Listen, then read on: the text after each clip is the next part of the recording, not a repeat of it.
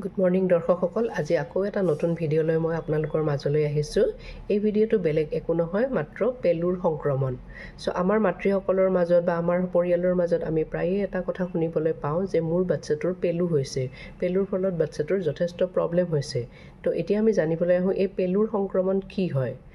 পেলু আমাৰ বিভিন্ন ধৰণৰ থাকে যিবিলাকে আমাৰ শিশুটোক আক্ৰমণ কৰে। এই পেলুবিলাকৰ ভিতৰত সাধাৰণতে থাকে থ্ৰেড ৱৰ্ম, ৰাউণ্ড ৱৰ্ম, এইবিলাক যিবিলাক আমাৰ বহুত বেছিকৈ আমাৰ মাজত দেখা যায়। আৰু এতিয়া আপোনালোকে গম পাব যে এই পেলুৰ সংক্ৰমণ কেনেকৈ হয়। সাধাৰণতে আমি 2 বছৰৰ ওপৰৰ শিশুৰ মাজত এই পেলুৰ সংক্ৰমণটো বেছিকৈ দেখা পাওঁ, কাৰণ এইটো সময়ত কি হয়, বাচ্চাসকলে বাহিৰত খেলিবলৈ যায়। সিহঁতে যেতিয়া পথাৰত খেলিবলৈ যায় বা ফিল্ডত খেলিবলৈ যায় বা বাহিৰত খেলিবলৈ যায়, কি হয়, সিহঁতে চেণ্ডেল পিন্ধিবলৈ সাধাৰণতে ইচ্ছা নকৰে। তেতিয়া সিহঁতে যেতিয়া খালী ভৰিৰে খোজ কাঢ়ে, তেতিয়া এই পেলুবোৰ সিহঁতৰ মাজত ভৰিৰে ভিতৰলৈ সোমাই যাব পাৰে। বা কি হয়, যেতিয়া তেওঁলোকে বাহিৰত খেলে তেতিয়া তেওঁলোকে বিভিন্ন ধৰণৰ বস্তু হাতেৰে চুই, আৰু যেতিয়া মাটিত পেলুৰ কণীবিলাক থাকে বা বিভিন্ন ধৰণৰ বীজাণুবিলাক থাকে আৰু সিহঁতে সেই বস্তুবোৰ চুলে, প্লাছ সেই নোধোৱা হাতখনেৰে সিহঁতে যেতিয়া বস্তু খায়, তেতিয়া এই বস্তুবোৰ নখেৰে সিহঁতৰ মুখেৰে ভিতৰলৈ সোমাই যাব পাৰে, যাৰ ফলত আমাৰ পেলুৰ সংক্ৰমণ হয়। এতিয়া আপোনালোকৰ মাজত মই ক'ব বিচাৰিছোঁ যে ইয়াৰ লক্ষণসমূহ সাধাৰণতে কি কি হয়। পেলুৰ সংক্ৰমণ হ'লে মানুহৰ প্ৰথমতে হয় ভোক নালাগা হয়, পেটৰ বিষ হয়, সিহঁতে ভাগৰ অনুভৱ কৰে, কেতিয়াবা ওজন কমি যায় আৰু সিহঁতৰ পায়খানা এৰিয়াত সাধাৰণতে খজুৱতি হোৱা দেখা যায়। কেতিয়াবা এনেকুৱা হয় যে বাচ্চাবিলাকে যেতিয়া পায়খানা কৰে তেতিয়া পায়খানাৰে বেছি পেলু হ'লে সেই পেলুবোৰ বাহিৰলৈ ওলাইও যায়, আৰু তেতিয়া আপুনি বুজি পাব লাগিব যে আপোনাৰ শিশুটোৰ পেলুৰ সংক্ৰমণ হৈছে। আপুনি এই পেলুৰ সংক্ৰমণটো এতিয়া বাধা দিব কেনেকৈ।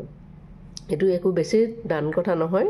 চবতকৈ ইম্পৰ্টেণ্ট কথা হ'ল সিহঁতৰ হেণ্ড হাইজিনটো মেইনটেইন কৰা। হেণ্ড হাইজিন মানে হ'ল যেতিয়া সিহঁতে যিকোনো বস্তু খাব তাৰ আগত হাতখন ভালদৰে পৰিষ্কাৰকৈ হেণ্ড ৱাছেৰে ৰানিং ৱাটাৰত বা ভাল পানীৰে ধুই ল'বলৈ ক'ব।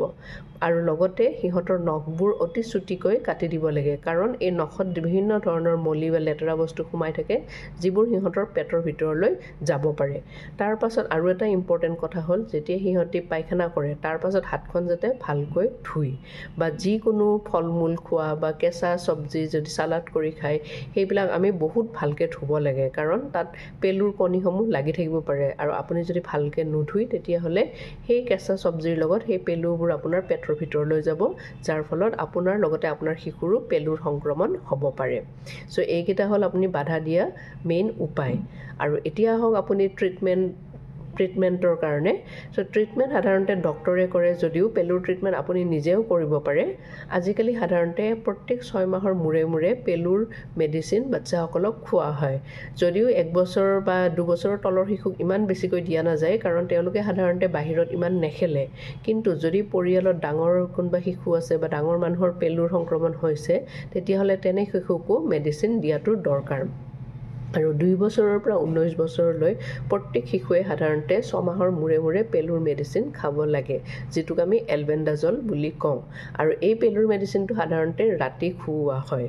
আৰু এটা আমাৰ আপুনি যদি নিজে খুৱাব পাৰে, নহ'লে আপুনি যেতিয়া ৰুটিন ভেকচিনেশ্যনৰ কাৰণে বাচ্চাসমূহক ডক্টৰৰ ওচৰলৈ লৈ যায়, তেতিয়া আপুনি ডক্টৰক ক'ব পাৰে যে মোৰ বাচ্চাক পেলুৰ মেডিচিন খুৱাব লগা হৈছে নেকি। ইয়াৰ লগতে আপোনালোকক আৰু এটা কথা কওঁ, মানুহে এইটো এটা মিথ হয় যে দাঁতে যদি ৰাতি কৰ্কৰাই থাকে বাচ্চাটোৰ, তেতিয়া মানুহে ভাবে যে পেলুৰ সংক্ৰমণ হৈছে, কিন্তু সেইটো তেনেকুৱা নহয়। আৰু বহুতে ভাবে অকল মিঠা বস্তু বা চেনি বেছিকৈ খালেহে পেলু হয়, কিন্তু এইটোও সাধাৰণতে নহয়।